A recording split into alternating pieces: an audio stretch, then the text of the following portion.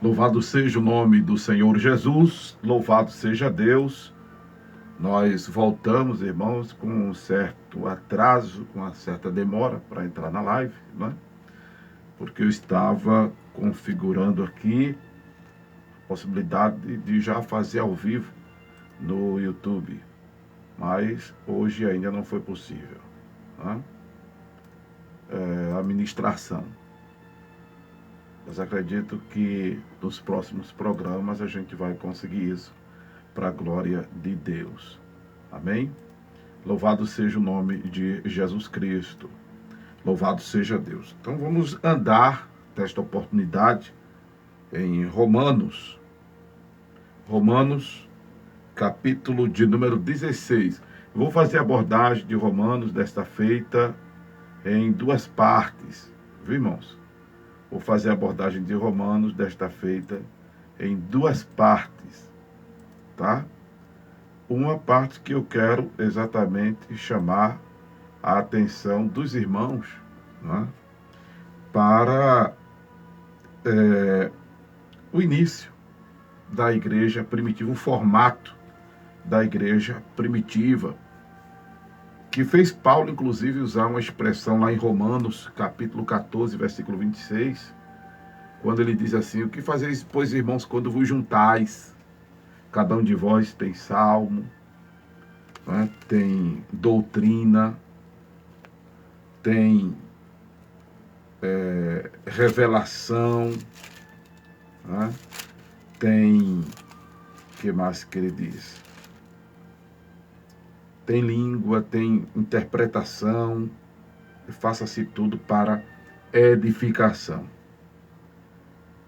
Outra expressão que Paulo usa, aliás, que Paulo usa não, né? Que o escritor aos Hebreus usa, em Hebreus 10 e 25, que é de não deixarmos a nossa congregação, como é costume de alguns, tendo em vista que aquele dia se aproxima. Esse formato que a gente encontra aqui em Romanos nos dá uma ideia melhor de por que Paulo estava dizendo isto, né? A gente percebe que nos primórdios dessa, vamos dizer, eu costumo dizer, fase e era da igreja, porque a igreja ela é milenar. Alguns dizem que a igreja foi fundada no livro de Pentecostes. Eu particularmente, eu digo particularmente porque isso é um conceito teológico, tá? Você não tem nenhum versículo na Bíblia que diga isso ou que não diga isso, não? Como é um conceito teológico, até porque não tem nenhum fundamento histórico, muito menos arqueológico, de que a igreja foi fundada no dia de Pentecostes. Isso é uma alegação da doutrina pentecostal, né? Os pentecostais gostam de sair na frente. Mas a gente corre um erro, a exemplo dos que dizem que a primeira igreja é a igreja católica. Isso é um erro de interpretação, histórico inclusive. Até porque quem tinha o primado da igreja, dizem que Pedro foi o primeiro papa, né? E quem tinha o primado da igreja era Tiago, na igreja em Jerusalém. Outro detalhe é que, denominacionalmente falando, a gente pode até alegar que a Igreja Católica Romana ela sai na frente. Porém, não como igreja do Senhor Jesus Cristo. Porém, não como igreja do Senhor Jesus Cristo. Até porque quem sistematiza a Igreja Católica Romana é Teodósio, irmão de Constantino, que alguns dizem que foi Constantino, mas não foi, né? Constantino, ele numa peleja contra o seu irmão, ele diz, aliás, ele recebe uma direção para vencer a peleja contra Teodósio com o sinal da cruz. E ele, Constantino, que apazigua a perseguição dos romanos aos cristãos dos primeiros séculos desta fé, não é? A fé em Cristo. Aí a perseguição dá uma amenizada, porque antes disso os cristãos eram perseguidos, colocados em arenas, soltos no deserto para serem mortos, comidos pelas bestas feras, ou então ficava na arena para ser morto de todo jeito. E é quando Constantino ele dá uma apaziguada da perseguição aos cristãos. Por isso que alguns dizem que foi Constantino quem fundou a Igreja Católica, mas não foi. Foi Teodósio, no ano 380, em meados do mês de fevereiro, 28, 22 de fevereiro, por ali, de 380 depois de Cristo. É quando nós temos nesse período, sabe, irmãos, o período negro, né, da igreja na história, porque a gente não tem uma sequência registrada desses cristãos, né, que Paulo até diz em Coríntios capítulo 15, deixa eu ver se eu acho o versículo, né, dos 500 irmãos que viram Jesus ressurreto. E quando Paulo escreve isso, ele ainda diz que alguns estavam vivos e outros já tinham falecidos, ou outros já tinham morridos, né? Então, é em Coríntios 15 que Paulo fala de 500 irmãos que viram a Cristo. Esses irmãos que Paulo se refere, inclusive, são aqueles que estavam em Cristo antes dele, como ele diz aqui no capítulo 16, e que foram fundamentais, foram importantes na sua jornada ministerial, né? Eu acho que eu não vou achar essa expressão agora nessa referência, mas está lá em Coríntios 15, essa visibilidade de 500 irmãos que contemplaram Jesus Cristo ressurreto. O que eu quero pontuar nesta primeira parte de Romanos 16 está nas expressões aqui, ó. Nas expressões aqui, eu até marquei, mas eu marquei outra Bíblia. Mas eu vou achar. Saudai a Priscila e a Áquila, meus cooperadores em Cristo Jesus, os quais pela minha vida expuseram a sua cabeça. O que não só eu lhes agradeço, mas também todas as igrejas dos gentios. Saudar também a igreja que está em sua casa. Isso aqui que eu quero. Saudai a Epeneto, meus amados, que é as primícias da Ásia em Cristo. Outro momento que fala de casa, né, em algumas versões aqui, o versículo de número 10. Saudai a Apeles, aprovado em Cristo, saudai-os da família de Aristóbulos. Né? Paulo está sempre falando disso aqui. Deixa eu ver se o verso 11, é isso mesmo. Né? Saudai a Herodião, meu parente, saudai-os da família de Narciso, os que estão no Senhor. Na versão atualizada aparece acerca dos cultos em duas casas. Em duas casas. Na Bíblia atualizada. Nessa versão corrigida não aparece. Mas o que eu quero pontuar para vocês é exatamente este aspecto aqui da informalidade, não é? Da informalidade do culto. Da informalidade do culto. Esse negócio de púlpito, de plateia, de nave, de templo, isso aí foi coisa da igreja romana. Isso aí é coisa da igreja romana, que a reforma protestante não mudou, seguiu o mesmo formato do formalismo, do púlpito, né? Inclusive tem algumas igrejas chamadas reformadas que os seus púlpitos são diferenciados, por exemplo, das igrejas pentecostais, né? Tem um destaque para o pregador, para o ministrante, né? Alguns ainda aderem o termo sacerdote, que deveria ser abolido, né? Porque o sacerdócio foi abolido.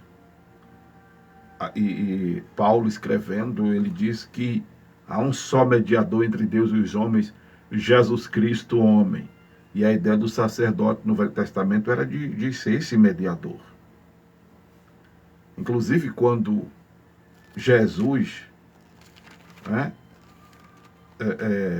vou dizer assim, Jesus fala isso, né? Mas eu vou usar a expressão aqui de Paulo. Eu vou lá para Jesus, que eu vou achar essa referência aqui, ó, em Efésios, capítulo 4, verso 11, quando Paulo diz que o Senhor deu uns para apóstolos, outros para profetas, e outros para evangelistas, e outro para pastores e doutores. Aí a gente não vê aqui, ainda bem, né, a expressão sacerdote.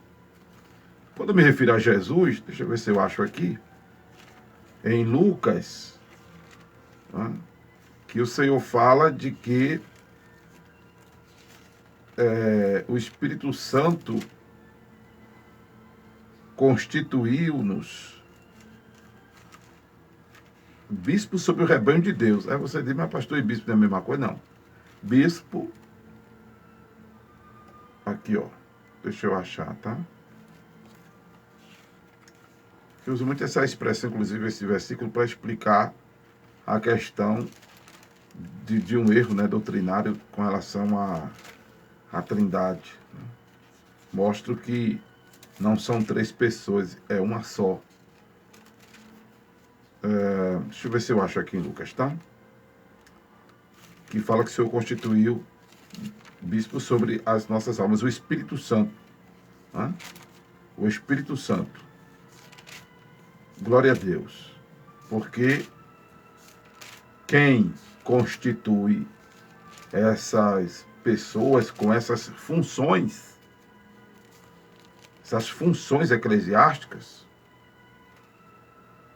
é o Senhor.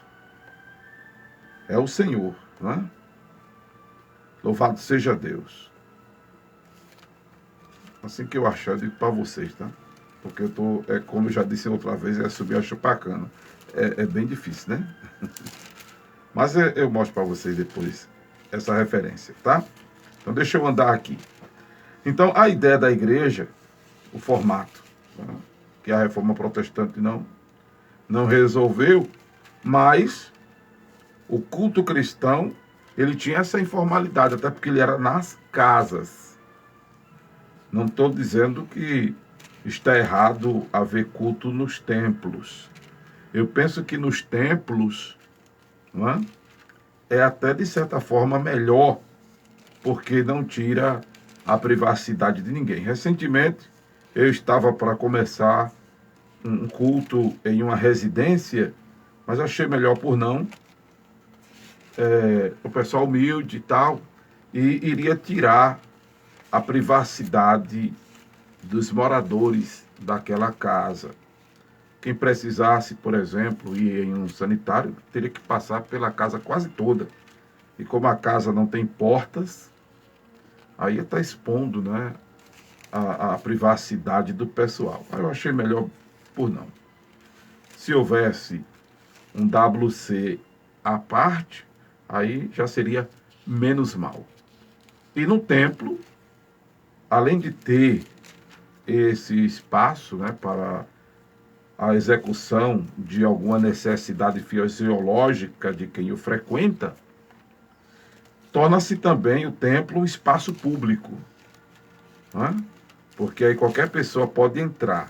Em uma residência, a situação já fica mais privativa, porque, claro, a pessoa que expõe a sua residência para celebrar ao Senhor, ela há de convir que qualquer pessoa pode chegar lá, né? Qualquer pessoa pode ir para este culto. Porém, algumas pessoas vão se sentir constrangidas de chegar, de repente, na casa de uma pessoa com quem não existe uma simpatia, né? Tá entendendo? Ah, é na casa de fulano, então eu não vou não. Não vou com a cara de fulano, não vou com a cara de Beltrano. Aí, de repente, desiste de ir para o culto por causa disso. Já no templo, pode até acontecer no templo, né? Da pessoa dizer, ah, não, mas fulano vai para aquele templo. Tem uma pessoa que vai para lá, eu não vou. Mas aí já é, né? Outro detalhe. Eu estou folheando aqui a Bíblia, que eu estou procurando um versículo que eu disse a vocês. Mas realmente, enquanto eu estou falando, eu não vou achar assim, não. Depois eu digo a vocês. Tá certo? Normalmente eu anoto um versículo que tem conotação com outro, mas dessa vez aqui eu confesso que cometi esta falha e não anotei. Mas assim que eu anoto, que eu achar, eu digo para vocês, tá certo? Louvado seja Deus. Pois bem, nós vemos aqui em Romanos que os cultos eram nas casas. Primeiro tem a informalidade do culto. Se bem que hoje essa formalidade, há quem goste dessa formalidade. A formalidade dá uma aparência de seriedade, dá uma aparência de autoridade, enfim. Né? Há quem goste desse negócio de entrada de bandeira, de terno de gravata, de apresentações formais, essas coisas todas, né, que dá aquela aparência de seriedade que não tem nada a ver uma coisa com a outra, né? Que tem nada a ver uma coisa com a outra.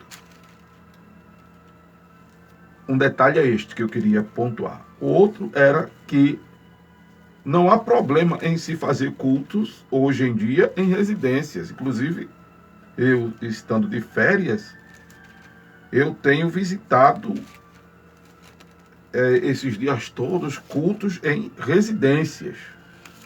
E tem sido uma bênção. O ruim é quando o pessoal cria um movimento que descaracteriza o propósito da celebração.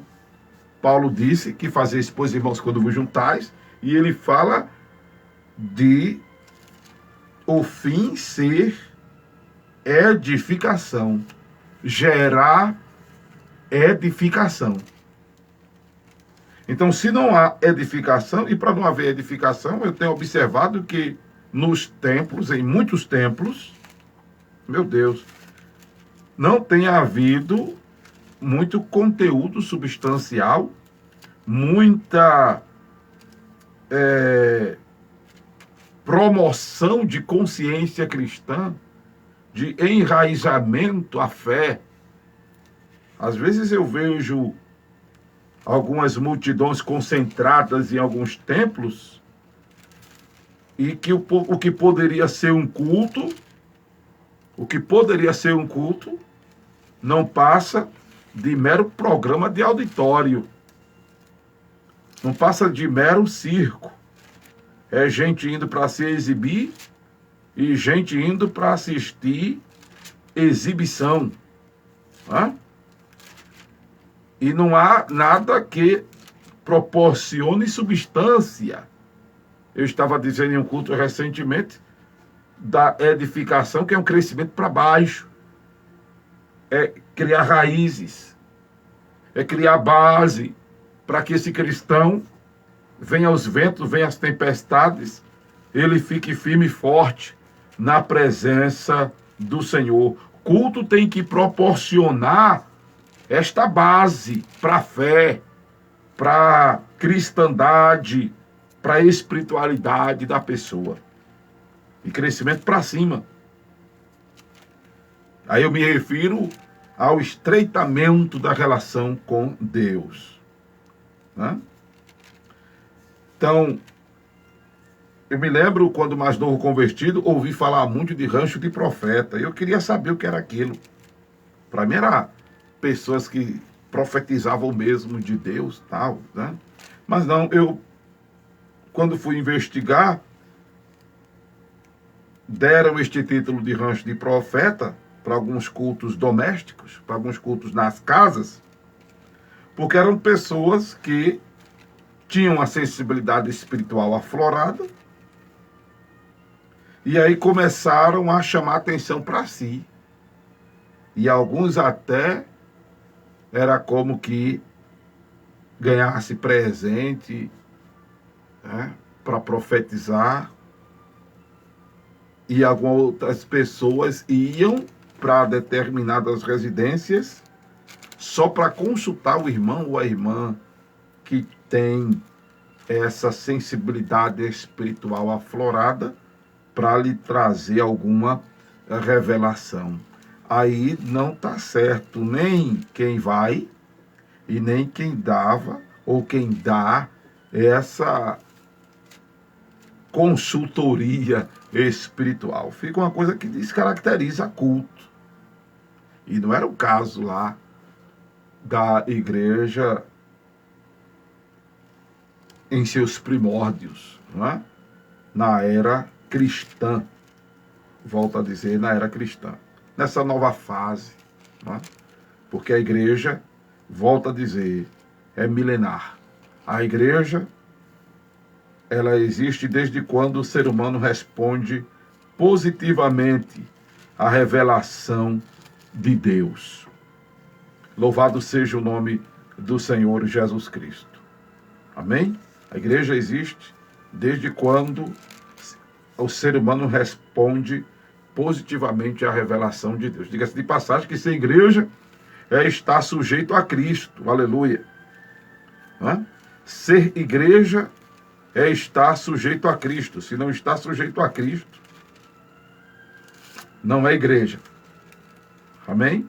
Pode ser evangélico, pode ser protestante, pode ser até crente, mas não é igreja.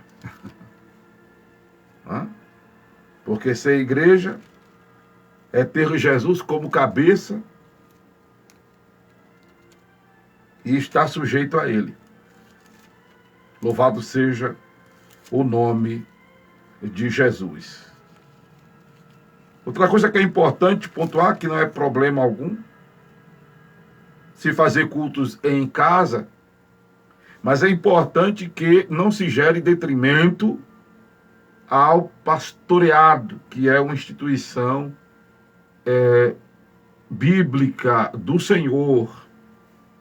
Porque tem algumas pessoas fazendo até cultos em empresas, fazendo cultos, não é? Em garagens, em terraços, na sala de sua casa. Não há problema. Paulo, quando fala, inclusive, da pregação do Evangelho, Paulo diz que não há problema, contudo que não se ponha outro fundamento que é Cristo. E eu estava dizendo também em um culto recentemente que existe um movimento que recebe o nome hoje de desigrejados, porque são pessoas que estão gerando detrimento ao pastoreado por causa de alguns pastores que têm se divinizado, que têm se blindado, que têm se tornado muito importante. Aí algumas pessoas revoltadas, porque também acham ou entendem que o dízimo não está sendo ministrado devidamente, aí acabam sonegando o dízimo. Aí começa o problema. Não é? Quando esses que se dizem, inclusive, desigrejados, se revoltam com denominações e com pastores, mas eles acabam chamando a atenção para si de uma liderança e começam a fazer as mesmas coisas daqueles que eles aborreciam. Aí é um problema.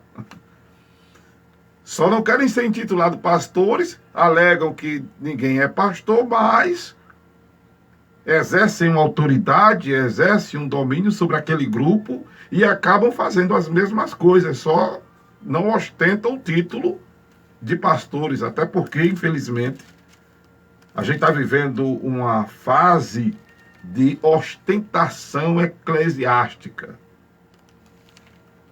O negócio está complicado. A gente está vivendo uma fase de ostentação eclesiástica. Mas também eu nunca ia achar, porque eu estava procurando em Lucas, mas não é. Se eu não me engano, é em Atos. Eu vou achar. Eu estou procurando, estou falando com vocês, estou procurando aqui. Né? Um versículo que diz que o Senhor constituiu-nos bispos sobre a igreja. O Espírito Santo, aí fala do Espírito Santo. Tal. Eu lembro agora que é em Atos. Glória a Deus. Né? É que eu quero só mostrar a vocês isso aqui. Só isso. Essa referência. Pois bem, aí há um problema quando se sai dos templos e há uma deturpação, não é? No sistema eclesiástico que é bíblico. Aí começa a ter problema. Outra coisa é quando este grupo não põe em prática as ordenanças que o Senhor deu para a igreja. E a ordem não é batismo e ceia. Eu vou mudar a ordem. Eu vou mudar porque eu tenho autoridade bíblica para mudar. Até porque eu já ensinei para os irmãos que não é o batismo, e mostro na Bíblia que não é o batismo que nos torna membros do corpo de Jesus. O que nos torna membro do corpo de Jesus Cristo é o nascer de novo. Tá? E a pessoa, para cear, ela não precisa ser batizada nas águas, ela precisa ter nascido de novo. Então, a ceia, o batismo, e está no meio desses dois aí, o ide de Jesus. O ide de Jesus era para estar incorporado nas cadeiras de eclesiologia como ordenança do Senhor à igreja. Até porque o ide não é uma opção, não é uma frase optativa. O ide é uma ordem de Jesus. Crente que não prega o evangelho está em falta. O versículo que eu queria, achei. Demorei, mas achei. É porque eu estava procurando em Lucas, em Atos. Atos capítulo 20, verso 24. Olhai por vós e por todo o rebanho sobre o qual o Espírito Santo, observe isso, preste atenção. Espírito Santo vos constituiu bispos. Bispo não é padre. O bispado é... Deixa eu continuar. Para apacentardes, e quem apacenta é pastor, a igreja de Deus, que ele resgatou com seu próprio sangue. Veja só que não são três deuses, é um Deus apenas. Espírito Santo. E lá em Efésios 4:11, você fazendo uma correlação, diz que foi o Senhor. Então o Espírito Santo é o Senhor. Nos constituiu bispo para apacentar a quem apacenta é pastor, né? E bispo é aquele pastor que orienta outros pastores, que forma outros pastores, que instrui outros pastores. Entende? Tem nada a ver com papado. Tem nada a ver com sacerdotalismo. Tem nada a ver. Para apacentar a igreja de Deus, que ele resgatou. Deus resgatou a igreja com o seu próprio sangue. Ora, Deus é espírito, disse Jesus em João 4:24. Deus é espírito. Deus, e em Lucas 24:49, Jesus disse que o espírito não tem carne nem osso. ou carne nem sangue. Deixa eu ver aqui, não é? O Espírito não tem carne nem sangue, é osso. Deixa eu lembrar aqui, Lucas 24 e 49. Jesus diz isso, não é? Aí quando ele, quando ele aparece e diz, né? 24... Não é Lucas 24, 49. Deixa eu achar, calma. Calma que eu vou achar. Né? Glória a Deus. Ele fala para os discípulos, tal. É o versículo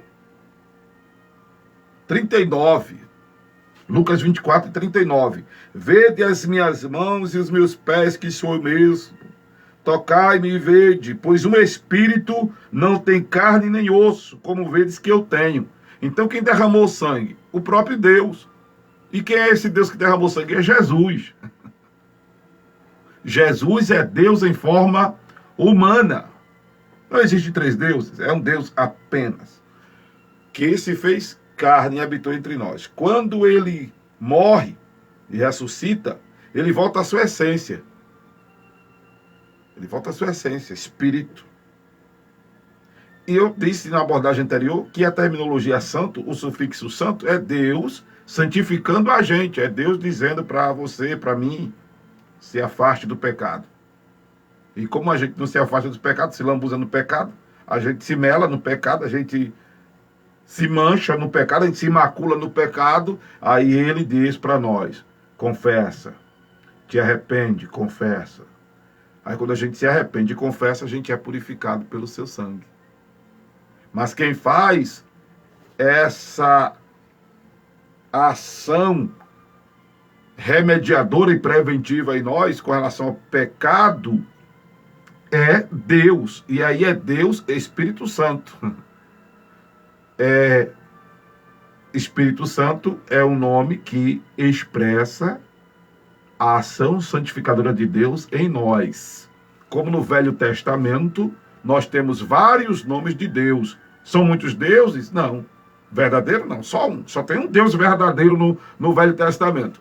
Porém, este Deus verdadeiro no Velho Testamento, ele é chamado de Jireh, Rafá, Tsidikeno, Miskadinsk, Sabaote, Elohim, Elion, Shalom, Adonai, El Shaddai, ô glória! Aleluia! E cada nome refere-se a uma manifestação dele. Por exemplo, Jeová Jireh, o Deus da provisão, Jeová Rafá, o Senhor que sara, Jeová Sabaote, o Senhor dos exércitos, Tsidikeno, justiça nossa, né? E assim a gente vai vendo vários nomes de Deus no Velho Testamento, cada nome com uma conotação da sua manifestação, da sua atuação. Espírito Santo é Deus santificando. Jesus é Deus salvando. Foi o que o anjo disse a José, que o nome dele seria Jesus, porque ele salvaria o seu povo dos seus pecados. Quem é Jesus? É Deus salvando a gente. Ele é o Emanuel, Deus em carne conosco. Mas a abordagem não é para dar essa aula de teologia propriamente dita, né? É para mostrar como a igreja era.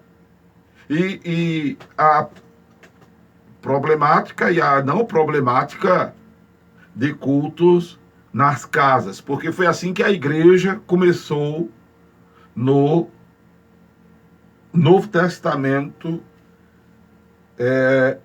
nos seus primeiros 300 anos antes de a Igreja Católica ter sido sistematizada.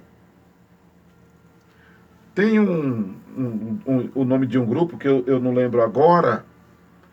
Eu tenho o nome de um grupo que eu não lembro agora. São dois grupos, tá? Que precedem, que eles alegam precederem a reforma protestante. Eu me lembro que são os anabatistas. Tá? Os anabatistas até alegam não ser uma igreja reformada, os batistas. E tem outro grupo que os adventistas alegam serem oriundos dele. Tipo assim, a gente não tem nenhum registro da história que esses cristãos, por exemplo, quando a Igreja Católica é sistematizada e há perseguição à fé cristã, e a gente não vê nenhum registro de uma fala de Jesus, não é? Dos discípulos, dos apóstolos, a gente não vê uma continuidade apostólica. É que eu não vou lembrar o nome de agora. Não é?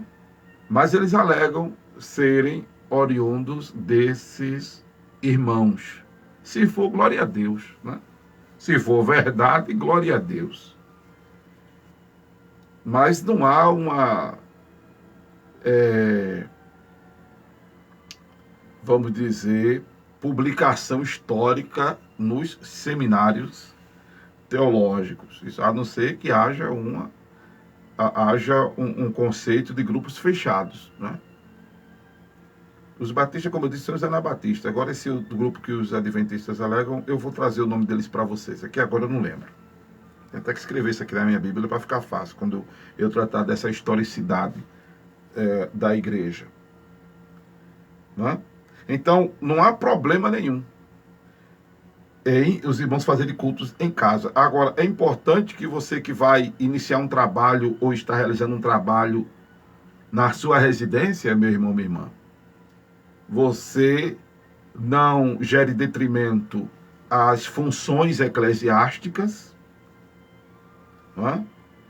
E proporcione aquilo que Paulo orienta em Coríntios 14, 26, que nos juntando, o que deve haver é proporcionar edificação.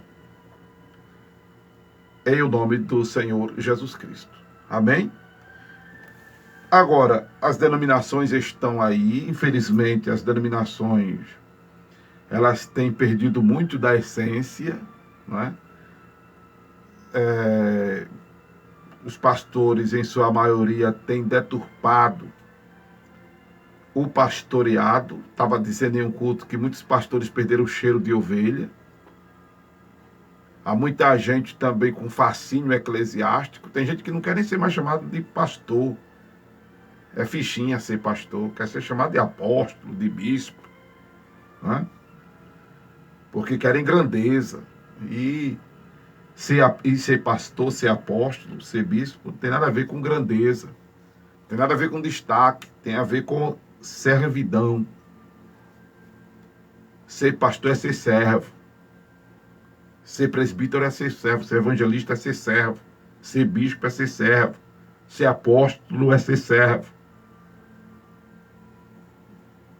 E tem muita gente aí com título sem ser. Não é? Título de missionário, e não faz nada de missões. Não estou falando de missões transculturais, não. Mas não evangeliza. Fazer missões é evangelizar. Fazer missões é evangelizar. É abrir frentes evangelísticas. Aí cabe o nome de apóstolo. Mas não para ostentar grandeza, mas por conta da função que desempenha, do papel que desempenha em prol do reino. Ser pastor não é estar como é que diz? Tem uma expressão que eu não sei se é certa, é fruzoé, alguma coisa assim, tá de boa, tá na cadeirona, não. Ser pastor é apacentar, é acolher, é orientar, é só lermos, irmãos, Efésios capítulo 4, verso 12 em diante.